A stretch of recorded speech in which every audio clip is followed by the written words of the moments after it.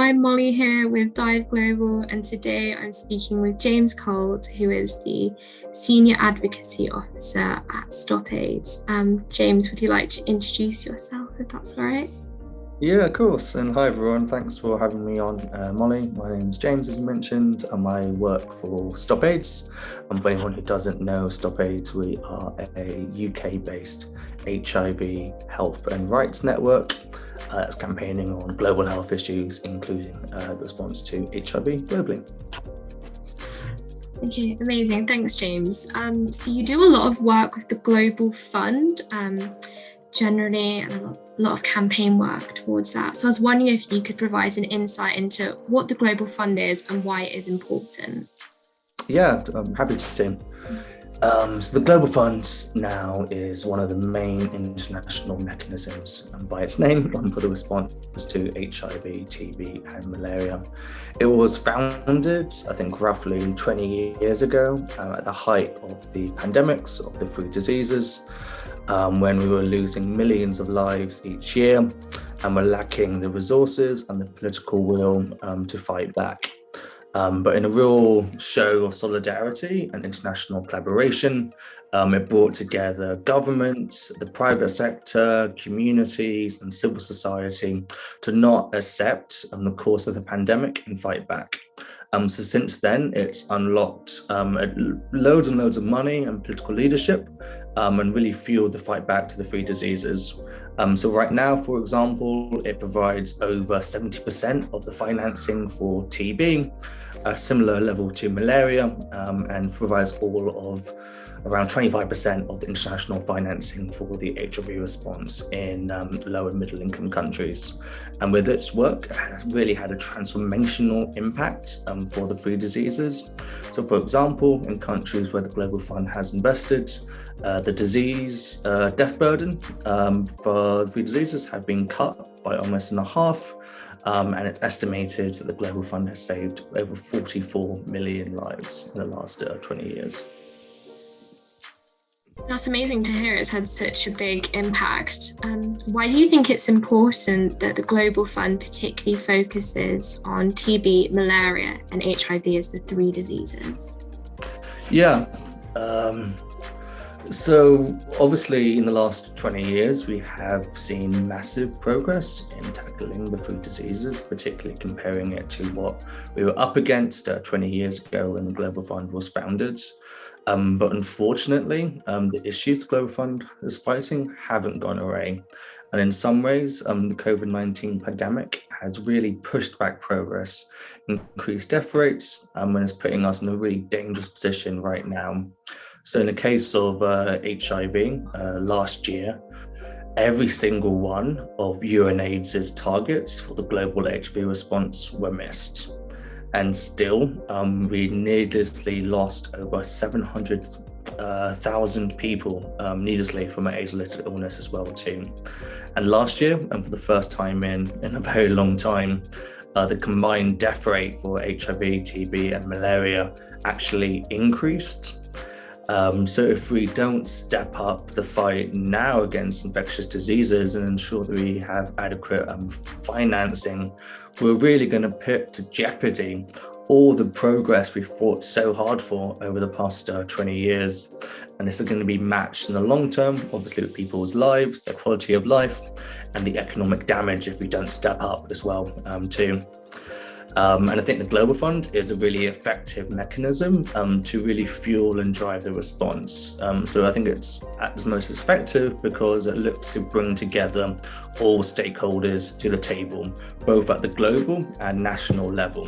So this helps to ensure effective programs, it helps to ensure value for money, and it also means the people and the communities are most at risk have the leading voice and say in delivering programs both globally and nationally. So we know what works, but what we desperately need is the money to carry on that fight too, and particularly looking to build back from what the damage that COVID-19 has given us over the past couple of years. Yeah, it's really apparent that COVID has had a massive impact on the work that the Global Fund's done. I was wondering if you could talk about how replenishment for the fund works and how you can ensure that money keeps coming into these national programs to target TB, malaria and HIV are kept going. Yeah. So what the Global Fund tries to do is to ensure that money is there and is accessible by governments and communities. So it looks to bring that money directly to where it's most needed and actually spend that money as well too. So to do that effectively, they have these replenishments that happen every 3 years, where they look to secure commitments and pledges from leading donors, but also commitments from implementing countries who are based in low and middle income countries to also increase their co-financing and domestic resource mobilization. So the next replenishment is actually taking place this September, and it's being held by the US. And they just published a couple of months ago their target for the seventh replenishment. They're seeking to raise $18 billion, which is an increase of around 29%. So definitely quite a large ask for the international community, particularly considering everything that's going on right now with the war in Ukraine, cost of living crisis, and other pressures on both donors and implementing countries as well. But the calculations and the modelling from the Global Fund's investment case are pretty stark. Either we increase funding now massively up to the levels the Global Fund's asking for, or we effectively abandon all hope of achieving sustainable development goals, including the target 0.3 on ending the epidemics of AIDS, TB, and malaria. And it's quite key for the UK in particular to step up. So the UK, where I'm based, was the second largest donor for the Global Fund's sixth replenishment held by France in 2019. So if we don't step up and kind of live by and continue our leading role in global health, there's a real jeopardy that the Global Fund's investment case and their replenishment campaign is going to fail. And that failure, unfortunately, is going to lead on further infections and preventable deaths going forward. That'll be a lot harder to build back from. Amazing. I'd love to hear more about the work that Stopaids is doing in encouraging the UK government to increase their funding towards the Global Fund, especially as there's been a decrease in the money that's being put towards international development as a whole. Yeah, absolutely. This is definitely the most challenging replenishment campaign we've ever entered before in the case of the UK. Both, as you say, in terms of the UK's awful cuts that they implemented to their overseas assistance funding last year, cutting the aid budget from 0.7 of the UK's GNI down to just 0.5%, so a massive cut of billions, but also coming at a time when I was saying when there are significantly increased resource needs for the three diseases. So we are in a difficult position. We need to fight as hard as we can and harder than we ever done before.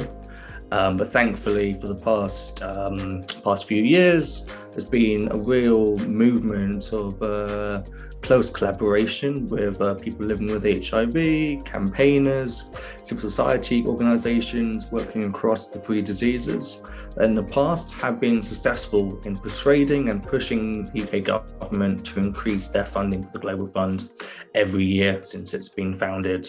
So we're hopeful that we can build on this again, push our members of parliament, push government representatives to really see the importance of continuing to invest in the global funds and the danger if they step back from delivering on it as well too. So we definitely, as I was saying, do have our work cut out, but it's great to work with all these organisations. Many of them are young people and youth groups like Dyyv X Stopaids.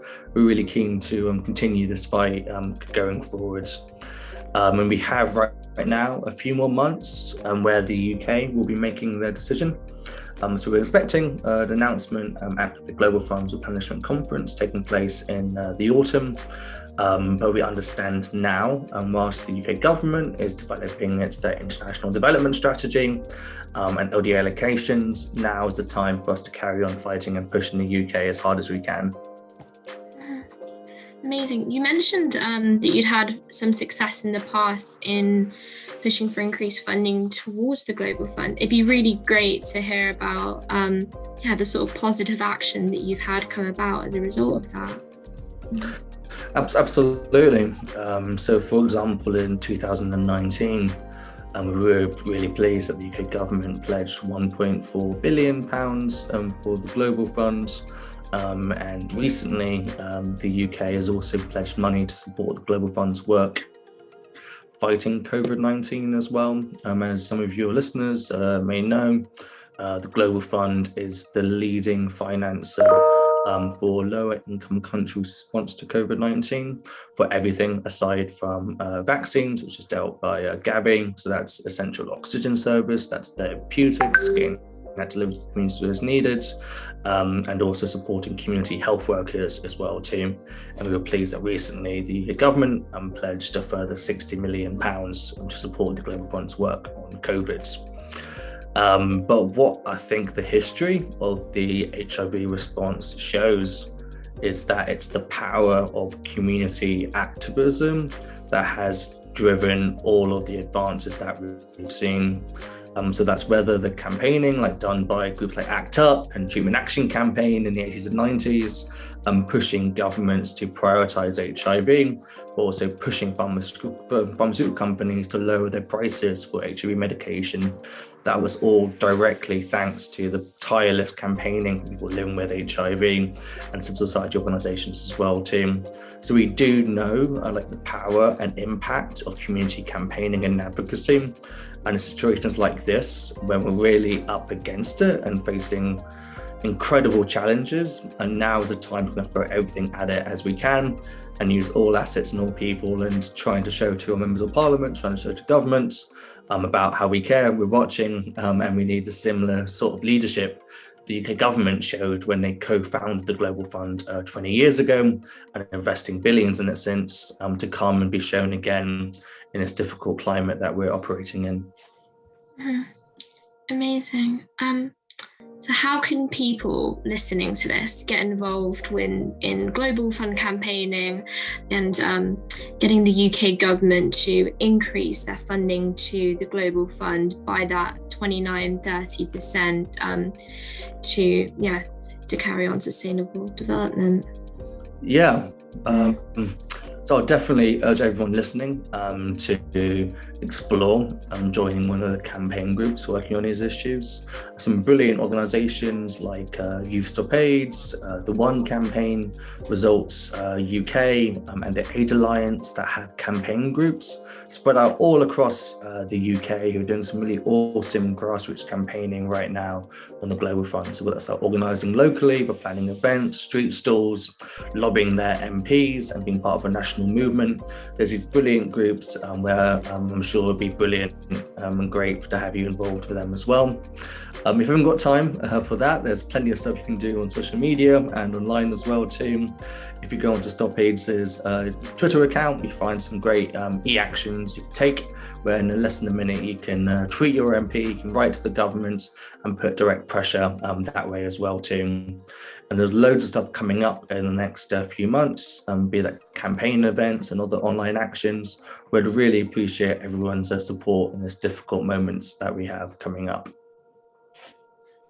Amazing. Thanks, James. It's so great to hear there's such a wide variety of campaigns that Stopaids is running and working with so many brilliant organisations. Great. Thank you so much. Thanks, Molly.